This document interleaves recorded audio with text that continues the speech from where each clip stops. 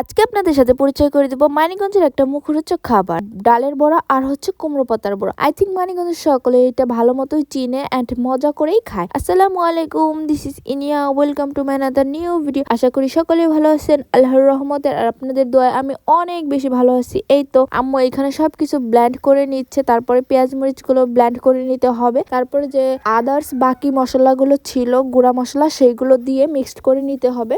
আর কুমড়ো পাতাগুলো আমরা আগে থেকে এখানে ধুয়ে রেখেছিলাম। তো তারপরে কুমড়ো পাতা হচ্ছে 2-3টা লেয়ার হবে। আই থিঙ্ক একটা পাতায় 2-3টা ভাঁজ দিয়ে তারপরে ভাজতে হবে। এই তো এটা যদি আপনারা ধোয়াটা গরম ভাতের সাথে খান সেটা তো বলার বাহিরে, বাট এমনি তো অনেক বেশি খেয়ে নিতে পারবেন ভাত ছাড়াই। কারণ বললাম তো, আগেই বলেছি এটা হচ্ছে মুখরোচক খাবার, মানে মুখে দিলে মনে চায় শুধু খাই আর খাই। আমার কাছে তো খুব বেশ ভালো লাগে। আমি কিন্তু এমনিতেই খাই অনেকগুলা, মানে ভাত ছাড়াই এমনিতে অনেকগুলা বেশ খেয়ে নেই। এই তো এখানে ভাজাভাজি প্রায় শেষের দিকে, তারপরে আমরা খাবো। খেয়ে আপনাদেরকে জানাচ্ছি কেমন হয়েছে। সকলে ভালো থাকবেন, সুস্থ থাকবেন। আল্লাহ হাফেজ।